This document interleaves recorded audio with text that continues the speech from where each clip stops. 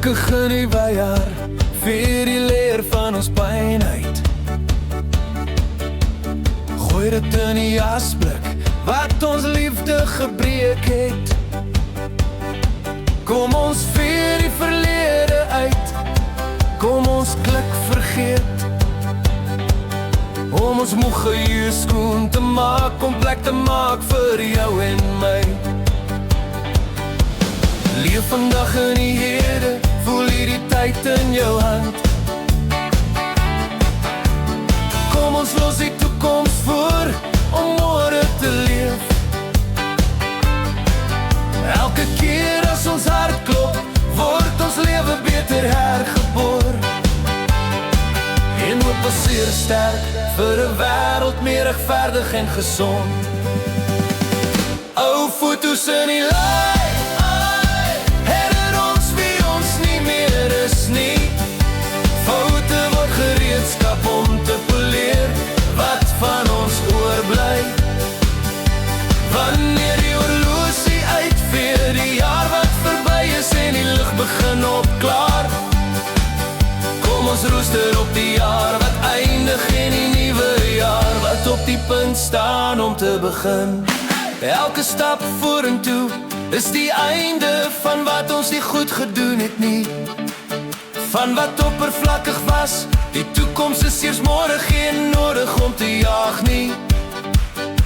Asem diep die liefde, bevrug deur die lig wat ons longen vul. Kom saam met my sonder vrees, om ons lewe weer te begin. Wanneer die hart jaag, dit lyk soos 'n teken dat daar nog tyd is om alles weer van vooraf te begin. En om te verander wat seer maak, elke klop is 'n uitnodiging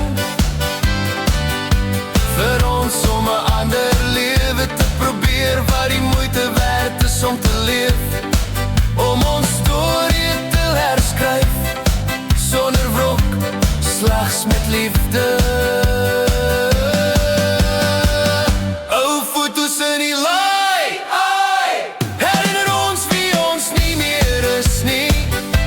Foute word gereedskap om te poleer wat van ons oorbly. Wanneer die horlosie uitveer, die jaar wat verby is en die lig begin opklaar, kom ons rooster op die jaar wat eindig en die nuwe jaar wat op die punt staan om te begin.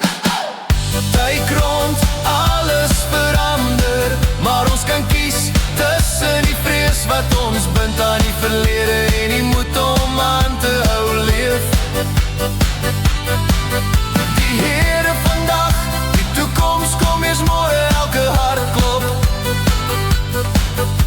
Herinner net die hoop vir 'n beter wêreld, môre is immers nog 'n dag.